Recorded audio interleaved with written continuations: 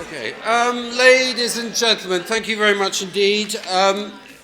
Those of you who are in the fortunate position of not knowing me, my name's Tom Jenkins. It's my honour to be the current chair of the Tourism Alliance, and welcome to the second Tourism Insights Conference. I think everybody here is probably well versed in the necessity of understanding and building up the proper data explanation for the importance of tourism. It is an absolutely vital component of us persuading government and indeed everybody else of the vital nature of tourism that tourism plays in our economy, both in cities and in regions. And we're going to be covering that in detail today. You should have a programme, which I won't overemphasize by running through. It's really my responsibility just to emphasize our deep gratitude to our sponsors, which is Ecclesiastical, who very kindly sponsored it and provided you with these very attractive yellow books, from which I'm reading as I speak, and the British Beer and Pub Association. I think they deserve a round of applause.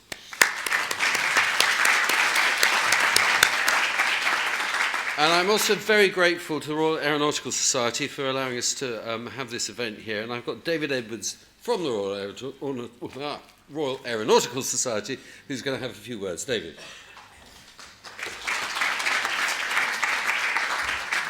Good morning all. I don't usually have notes when I'm talking to an aeronautical crowd, but I thought I should bring some up today. I understand that it's English Tourism Week. As a Welshman, not sure where I stand on that, but I hope you have a very successful week nonetheless. So welcome to the home of the Royal Aeronautical Society at number 4 Hamilton Place. We've been here for 85 years, slightly before I was born, thankfully.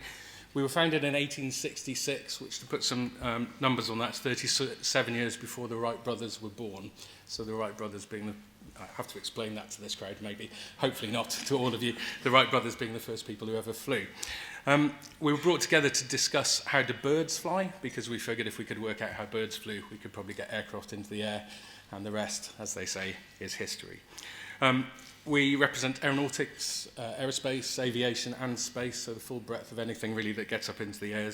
We're a learned society. We're also a professional engineering institution, so if you're an engineer and you need a home, we are the place for you. 26,000 members out there, and they all contribute towards that body of knowledge that we've been gathering ever since 1866. We influence opinion in a slightly different way to a trade association. We do it through academic research, we do it through advising government face-to-face, and we also do it through our extensive events programme in this building. And you're actually in the Bill Boeing room today. I'll make no comment about Boeing at the moment.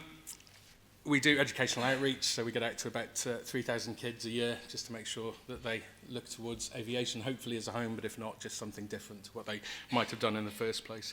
We have the Aeronautical Journal, which is an academic publication, 125 years old, and we get through about 350 apprentices out into the world every year, 100 degrees accredited around the country and around the world. And during the pandemic, we did 88,500 careers advice sessions, mostly to people within the aviation industry who, and like myself at the time, were looking for something else to do. So this stage has seen the likes of His Majesty the King, Elon Musk, Richard Branson, Willie Walsh, Gwynne Shotwell, who casually mentions that she designed the SpaceX rocket boosters, the ones that land on the ships in the middle of the Atlantic, as if it was something she did on a Sunday afternoon, and Frank Whittle, who invented the jet engine, which powers a lot of the things that keep us in the skies. We're doing an awful lot of work, as you'd imagine, on the future power plants that are going to power aviation into the future, so lots of work on hydrogen, lots of work on battery technology. Thankfully, I don't get involved in any of that because I'm in no way a scientist or a physicist or anything to do with engineering, but I can tell you anything you like about running airlines. Thank you very much for being here. Hope you have a great day, and as I say, enjoy your time here. Thank you.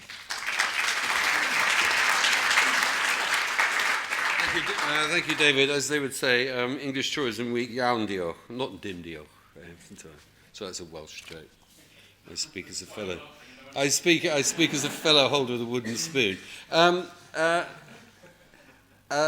Sorry, you reminded me of the famous quote from the US Air Force saying we have a 100% record. We've never left anyone up there yet. Okay, on that thought, flying thought, I'm going to hand you over to Richard Nicholls, who is the man in charge of statistics at VisitBritain. Richard, over to you.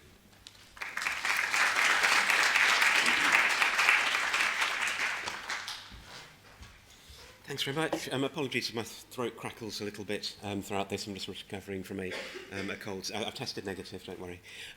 So I'm going to give you today a bit of a roundup of the inbound and domestic trends, the prospects, a little bit of insights from our latest surveys, and a demo of what we've got on our website and what's coming up. So a broad brush overview of what's going on and what we can expect from tourism. Let's start off with the latest on the inbound side. So what are we seeing in terms of the performance, and what are we looking forward to for this year? Now, we're going to look back at 2023, the year to date. We've got the ONS just in front of me there, so we're showing you their stats at the moment. This is from the International Passenger Survey. We've got the data so far for the first 3 quarters of the year, so January to September. Now, what we can see here is this is the number of visits, the number of nights, and the value of the spending index to the same quarter in 2019 to give us that pre-COVID view. And you can see that inbound tourism has reached a little bit of a plateau. So we got up to about 92% of pre-COVID visits in Q1, a little bit higher than that in Q2, back to 92% in Q3. So it's just stubbornly, that last few percentage points are proving very difficult to overcome. And of course, there are some markets where we're seeing numbers much, much lower than that. In terms of the nights, what we are seeing is that they are just a little bit higher than pre-COVID, so there's been an increase in the average length of stay of inbound visitors. Spend is, of course, up, but that's largely due to inflation. The provisional October to December data is coming out next week, March the 26th, and that will give us a top-line view of how the year total went.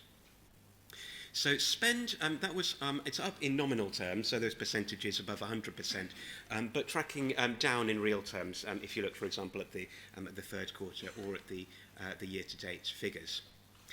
Nights spent in the UK just behind pre-pandemic levels in Q3, just above in the first half of the year, but average length of stay still a little bit elevated.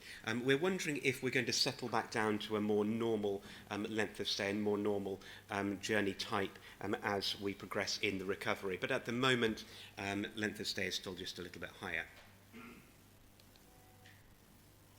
Looking below the surface there at the detail, so that's the top-line figures for the inbound performance, but there are some interesting differences if you look at different regions, different parts of the world, different journey purposes. So the journey purpose that is seeing the best performance is what we call VFR, so visits to friends and relatives. It was the quickest to recover, and it's remained above the average. And it's higher than pre-COVID. So the number of people coming to the UK to visit their friends and family is setting record levels. Holidays, they're just about tracking on par with the average. Business visits are still some way down. So in the year-to-date figures, we are looking at 28% down, although the MICE, those conference and larger meetings and so on, delegates, they're down by a milder proportion, down by 17%. It's those smaller scale business visits that are down by quite a huge margin compared to pre-COVID, and we do suspect that some of those will maybe never return, replaced by video calls. But the MICE delegates are coming back a little bit faster, and of course they tend to be much higher spending.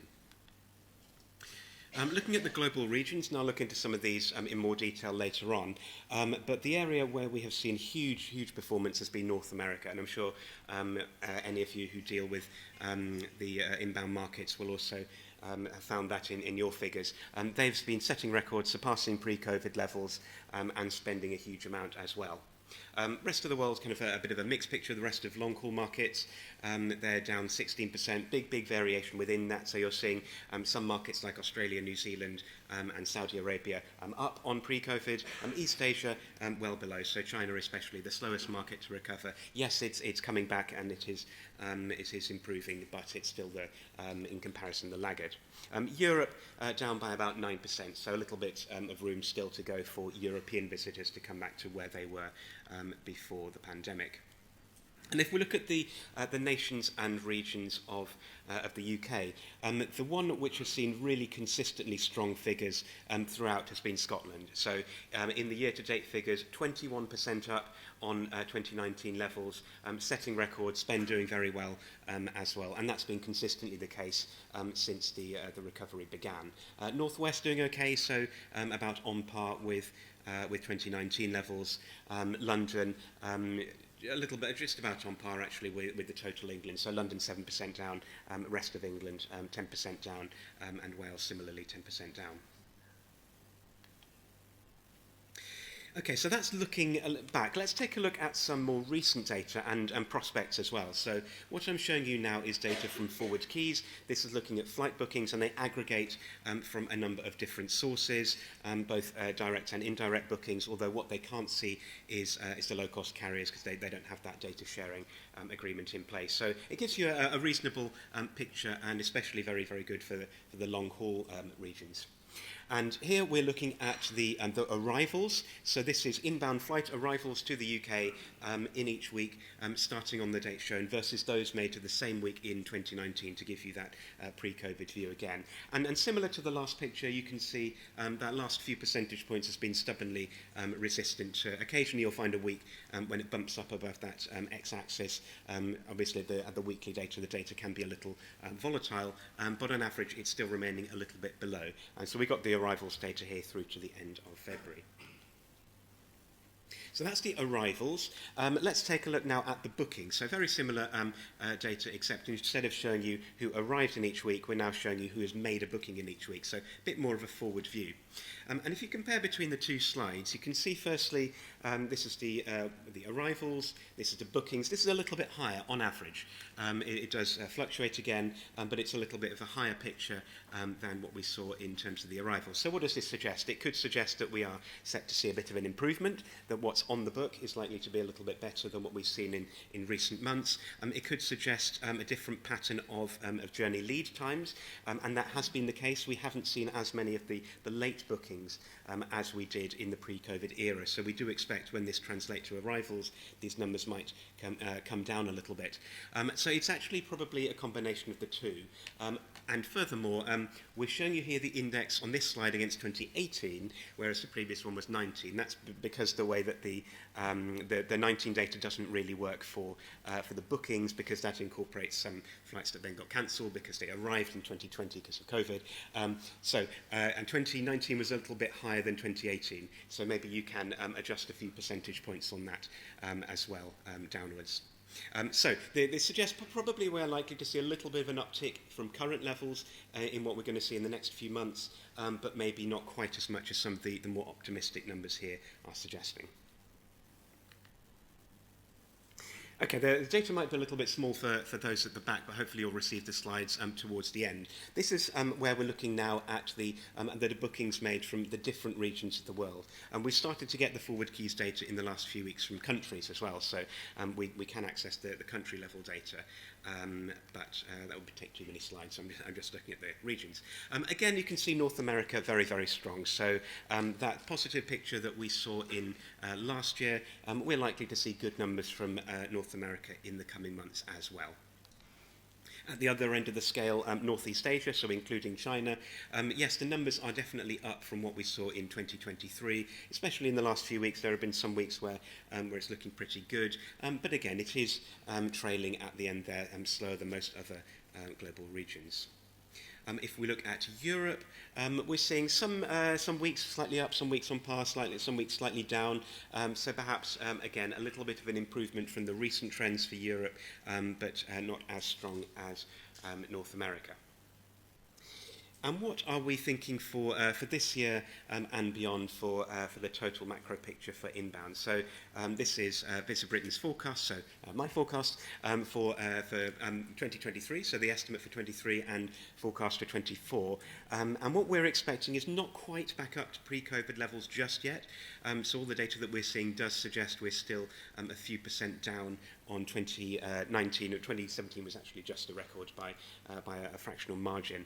So about 40 million visits compared to 41 million before COVID. So not quite back up there. Spend is likely to approximately track visits plus inflation. So when you adjust out, in real terms, spend is more or less tracking the volumes. Now, Oxford Economics do the longer-term forecasts, and they think, and we broadly agree with them, that 2025 is likely to be the year when we are finally surpassing those pre-COVID levels again, provided nothing else goes wrong in the interim. Okay, moving away from the... excuse me, I'll just take a quick drink. Moving away from some of the kind of hard volume and value numbers now, I'm going to look at some perceptions of the UK that we get. This is from a study which I'm sure a number of you will have seen because we've subscribed to it for many years now. It's an annual survey called the Nation Brands Index. It's a syndicated survey conducted every year. And it covers a lot of different topics. Some are around tourism, some others are not, but government are very interested in some of those other measures. And they conduct this in actually 20 panel countries in the world, but we sponsored Spain as an additional one because it's one of our key markets last year. And respondents asked about 60 different nations. So what are your perceptions of all of these different nations? And these are converted into ranks. So when a rank is number one, that nation is perceived to be the top for that particular attribute. And it covers a number of different dimensions that we're interested in. They have several dimensions around tourism, around culture, and also around people, the perceptions of the people of a nation. So this is looking at some of the dimensions that we're interested in, and you've got the total global perception there on the left-hand column, and then all the different countries, the fieldwork countries, across the top. So this is showing the UK's rank. So how is the UK perceived in that global mix for all of these different aspects? So where it's number one in green, very good, we're perceived very well. Obviously, each country tends to rank themselves very highly, so UK gives themselves number one. When it's red, down towards 60. Some bad ranks from Russia, but we're not seeing many of those tourists at the moment. Then that's a kind of a bad perception. So let's take a look at a few of the different dimensions that we're interested in. Now, the UK always comes up very, very high for heritage. It's rich in historic buildings and monuments, for example. We rank number 5 globally, and we are in the top 10 in almost every country there. So this is a real strength for the UK's nation brand. And in general, we have a very rounded nation brand with a lot of strengths in a lot of different areas, which is why in the overall MBI at the top there, we are ranked number 4. Contemporary culture, similar, in fact even higher, number 4 globally, and in the top 9 for each market that is surveyed in this study. Little bit more of a mixed picture, so people, if I visited, the people would make me feel very welcome. Bear in mind that there are 60 nations in this study, so 19th is not terrible, but it's definitely not up there with our key strengths like the contemporary culture or our history and heritage. Some markets, it's a bit of a plus for us. We rank quite highly, 10th for Australia, for example, 10th for Japan, not too bad. Others rather lower down the list. And then where the UK always does struggle on this survey consistently is perceptions of natural beauty. So 27th there overall, and rather lower in some of our really key markets like France, Germany. We're in the bottom half of the rankings there. And this is partly because people associate London with the UK, and that tends to be top of a lot of people's minds in the study. Bear in mind this is a nationally representative sample, or it's a representative of the online population in each country. So this is not actual visitors. Some of these will have visited the UK, some will have not. Now, the Nation Brands Index actually added in a few different aspects into last year's study. All the aspects that I showed on the previous slide, we've got data going back to 2008, and the full report on our website looks at the fluctuations. These ones are some new aspects for this year, which are interesting for us. So I would feel safe in this country, 14th, so kind of within the upper echelons there, but maybe not one of our absolute strengths. The second row is interesting, isn't it? That this country's food is good, so 18th. Now in India, yes, very good, 3rd place, not too bad at all. Now France, bearing in mind there are 60 nations in this study, we have some way to go to improve on that one. The bottom one is interesting. This place is unlike anywhere else. So one of the things that the challenges we often find as Visit Britain in terms of promoting the country is the danger of trying to be all things to all people, because as a country we've got lots of contemporary culture, we've got lots of heritage. Yes, we do have places of natural beauty, even if it didn't quite come through on the previous slide. We've got amazing cities to visit, so we've got a lot. But then we try to be or the danger is we try to be all things to all people. So we don't fall too far up the rankings in terms of the uniqueness of us as a destination, which is both a benefit, I suppose. It means that we can attract a very wide variety of tourists, but it's a blessing and a curse as well, in that we don't necessarily stand out for as many things as some other destinations. We do find that, so we've tracked these measures since 2008, as I said. Perceptions do tend to be very, very stable over time, so it's been a bit of a challenge to improve some of these perceptions. The one that did improve quite a lot was sport in the wake of the Olympics, but the other ones we do tend to see not much change over time. Perceptions are quite stable. Okay, I've taken a look at inbound, and I'm going to flip to have a look at domestic. What are the prospects here? Now, we've got John from BVA BDRC speaking after the coffee break, so I'm not going to steal John's thunder too much. I'm just going to present one slide from the domestic sentiment tracker, which they do for us, and then John's going to delve into that much more in a bit. But on the domestic front, this is looking at trip intentions. So who is anticipating going on a overnight trip in the UK? That's the blue line there on the left. And then the red line in terms of overseas overnight trips. And then the right hand is looking at just those domestic trips and how are we looking year on year for trips at different time periods. And what this is showing us that intentions are looking pretty good, and they have been generally trending up. So the confidence is there, the intention to take trips is going to be there. Has that been replicated in the trips that people are actually saying, well, I'm going to leave it until after the coffee break for you to find the answer to that? What we do have, though, is the volume and value stats for at least most of 2023. So this is from the GBTS, the overnights and GBTVS day visits, which come from the same survey. Now, we've got the overnights to first 3 quarters of the year, January to September at the moment, and slightly lower than in 2022 is the broad picture there. So the volume of trips about 2% down, spending 1% up. If you adjust for inflation, it would be a little bit down, more or less, tracking trips. And we saw in the key summer quarter, though, a little bit further down, so 5% down in July to September. Now, the total market value of trips, this is just looking at England, it was 28 billion for the overnight trips. Interesting differences when you look below the surface as well. So holidays down 13% year on year. Visits to friends and relatives, just like inbound, it is doing quite well. And then miscellaneous trips doing quite well. This is a very wide category. It covers mainly, there's personal events like birthdays, anniversaries and so on, and also kind of festivals, those sorts of events as well, so public events. Doing fairly well, so actually up 7% year on year.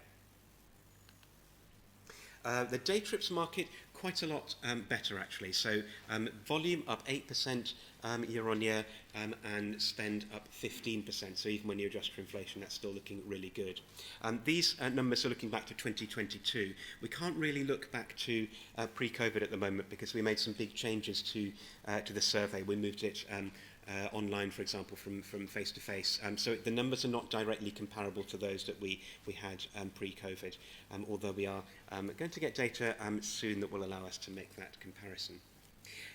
Interesting at the final point there, the total market value there of day trips, 44 billion in England. So that's higher than the overnight market. Day trips market really a huge driver of value of tourism. Looking at a few of the industry indicators as well now. Hotel occupancy. So the 2024, we've just got the January data out at the moment, and that is the yellow dot that you can see, which is on top of the dark blue dot as well as the light blue dot. So occupancy essentially, therefore, has returned to pre-COVID levels, at least at the England total level. So 2019 is the light blue, 2023 the dark blue, and then yellow is 2024. So throughout most of last year, there were a few months where it was a little bit below, but it had just about returned to pre-COVID levels for occupancy. Differences, if you look at the different regions, London occupancy has been consistently slightly behind in every month that we've seen so far. So London occupancy still not quite returned. London, of course, more reliant on inbound than the rest of the country. bit different if you look at short-term rentals, however. So we've recently got data from Lighthouse, which aggregates short-term rentals from a number of different booking platforms. And if you look at the 2020, I think these are actually incorrectly labelled. That should be 2024, and 2023 is the red there. We have seen the number of nights reserved in short-term properties way above pre-COVID, so far above those 2019 levels in each month, and the latest data, January, is suggesting it's up year on year as well. The reason that the yellow line is tracking down is because that's what's on the book at the time they ran their data at the end of January. So those numbers are what's on the book at that time. You'd expect the final outturn to be above that. And so we're looking at year-on-year increases and way above pre-COVID. Domestic tourism forecast. What we don't actually have is a tourism forecast as such, but Oxford Economics do some forecasts for consumer spending by different categories, and so this is a broad proxy of what we can expect from the broader leisure and hospitality sector. So you've got eating and drinking out in the blue, accommodation services, so there's hotels and short-term lets and more in the red, and then broad category of recreational and cultural services, which would include attractions in the yellow. So a strong performance in 2022, and they're suggesting an easing down after that. This is the share of total consumer spending across the UK that is accounted for by different sectors, but settling down to a little bit actually above pre-COVID. So the total value of the leisure and tourism and hospitality sectors a little bit higher than what it was before. Okay, so that's a few insights on the domestic front. I'm now going to show you a little bit more in terms of our new website and what we've got coming up and recently released. So we've recently revamped our website last year, and we're continuing to make changes and additions to that. We've got some tools where you can dive into the international passenger survey data there. So whether you want to look at the UK total level, whether you want to look at the nations and regions of the UK or different markets, you can use filters and so on to toggle the different metrics, look at the trend data, and slice the data in a way that's valuable for, you can look at the visits, the nights, and the spending. We are planning some similar domestic tourism dashboards, but we don't have them up at the moment, but watch this space. Now, as part of our data transformation program, we're getting a lot more of our data sources onto nifty data platform tools. So our Midas project, which was a huge piece that we did back in 2022, a global study in 29 markets. We looked at a very wide range of different topic areas, which I've listed there on the slide. So this is all about perceptions of Britain, what people want to do in the country, aspirations, motivations, the influences, the customer journey, and so on. And we've built an interactive visualization there where you can look at each of these different fieldwork markets or look at the total global perceptions and behaviours and cut the data in various different ways. And we've got a short-term lets dashboard as well. So this is the data that I showed you earlier from Lighthouse. We're looking here at the short-term lets, and you can compare year on year or back to 2019. And we've just added, excitingly, data back to local authority level. So this is a bit of a win. So Lighthouse liked our dashboard so much that they are using it in their credentials now, and they gave us local authority data. So I pulled out there just an example, just because I'm from Cheltenham, but you can look at any local authority there. Okay, what have we got that's recently released and coming up? So quite a bit, actually. So the ONS will shortly be releasing the provisional data for October to December for the International Passenger Survey next week. And then the full 2023 data, that's where we get all of the detail that you can dive into on the 17th of May. On the domestic front, we are looking at doing our overnights full year data on the 10th of April, and we've recently released the day visits full year data on 12th of March. We will continue to do our usual monthly trackers, so the domestic sentiment tracker, hotel accommodation occupancy and short-term rentals. And our new data sources, excitingly, we have just last week signed an agreement with Visa to get the card spending data. So we will start to receive the data from them by the end of this month, and then we will release analysis as soon as we can after that. So that will cover spending both inbound and domestic. We will be able to look back to 2019. We've purchased a data pool of 2019 data, so we can get that pre- and post-COVID view, as well as looking at the short-term history 2 years back. And we will get fresh data in every month from them. We'll be able to look at each individual inbound market, and we will go down to the granularity of counties and also LVAPs. So any LVAPs in the room, we have got bespoke LVAP level data cuts. So where those don't align with the ceremonial counties, we will have data for that LVAP as well. So lots of rich data coming through from these very soon. And more data sources to follow. So that's just one, it's the biggest, but it's just one of our plans for our new data sources program. We hope to get more. We're looking, for example, at mobility, mobile phone tracking data later in the year, fingers crossed, more to follow. Plenty of ad hoc research still to come. So we've released 2 deep dive reports looking at the customer journey and premium travellers from our Midas study. Those are now available on our website. We are going to do a piece on film and TV tourism research. That is a big theme for our marketing at the moment, big theme across government generally. That was a question that was added to the Nation Brands Index, which is why it's in 21 markets, just like the NBI analysis is in progress on that. Currently in field is a piece that we're doing together with DCMS on drivers and barriers to visiting Britain. We're looking here at some of the markets that have maybe not quite recovered all the way back to pre-pandemic levels yet. So China, France, Germany, Italy, India, UAE. So looking at what are maybe some of the challenges that we're facing in the markets that have not been quite as strong to recover. And also currently in field is a piece on delegate spending. Some of you might recall a study that we did a few years ago on business delegate expenditure. That's currently in field. We're updating that, and also plenty of new insights there as well. So sustainability, for example, accessibility. We're looking at some new topics from that. Okay, that's my roundup of inbound domestic, what's coming up, what's recent. Do I have time for a few questions?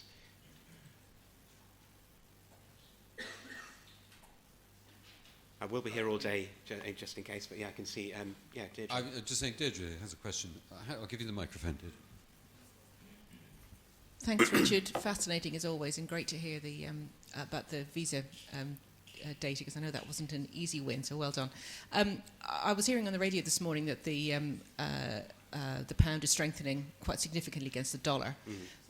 So can we expect to see quite a downturn in our forward bookings from the US, do you think? Well, the strong dollar has definitely been a driver of really, really strong booking, outbound from the US generally across the world. So I would imagine probably that might soften things a little bit.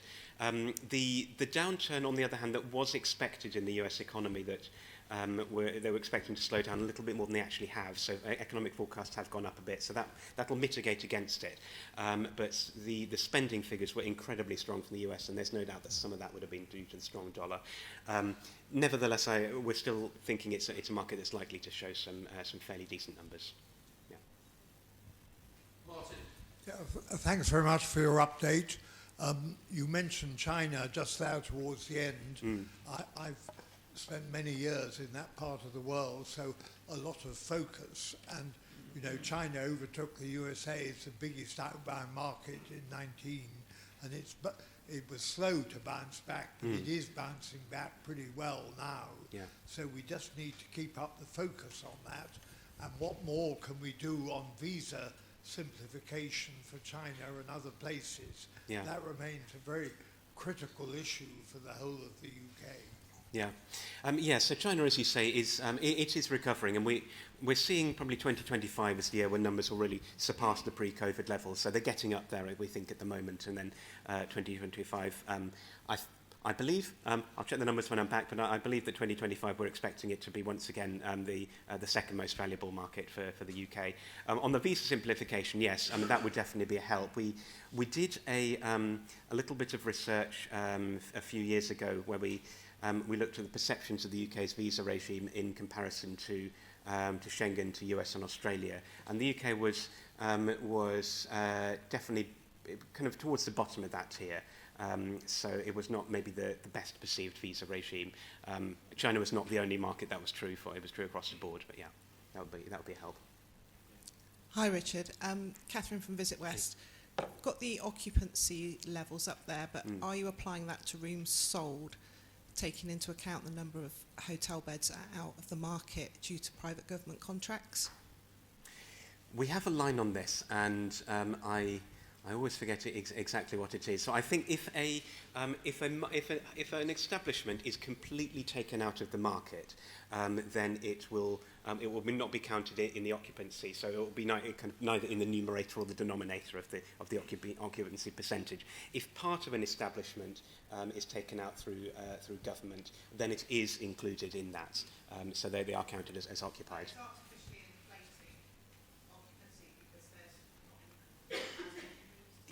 It will be slightly artificially inflating, yes, to an extent. If an entire property is off the market, then it's not counted in anything that's available or anything that's booked. Yeah. Thanks again, Richard, for a really stimulating insights. With the focus on Europe for the European Cup and Paris for the Olympics, do you think that will have a detrimental impact on visitors to the UK over this summer? Well, it's interesting. If you look back to 2012 and what we saw in the IPS, we didn't actually see a huge difference in visits to the UK. Yes, we tracked some people who are coming specifically for the Olympics, but the quarter of the year overall it didn't really have a perceivable effect. So some people came for that, some people avoided the UK for that reason. Long term, we do think it had a really good effect on perceptions of the UK, but in terms actually the volumes for that year, it was a bit kind of nothing either way. So there could be some benefits. Not that we're kind of going out and saying, avoid Paris, come to London, no, that's just going to be too busy. But there will be a few people who will be thinking that. Thanks, Mike. Thank you very much. Really interesting. I'm wondering, have you done anything to track the impact of the royal family or royal profile on tourism? No, and we won't.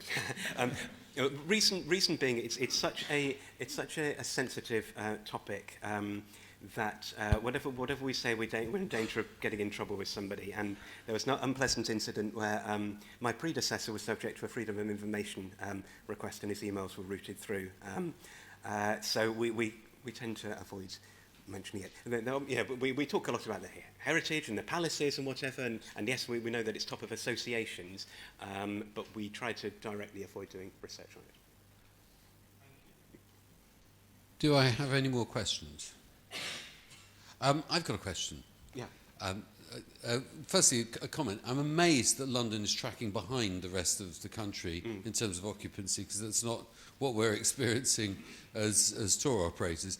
But secondly, when you do the value of the domestic day trips and overnight trips, do you include all the discretionary spending, all the shopping, that's included in yes, that figure? It's everything that they spent on that trip. Yeah. And we've done some work, because you couldn't. We've tracked visitor numbers, inbound visitor numbers against royal events such as royal weddings, and they appear to have no impact whatsoever on inbound arrivals. Good to know. We'll publish that later. Thank you very much. I think it was a wonderful thing. Thank you.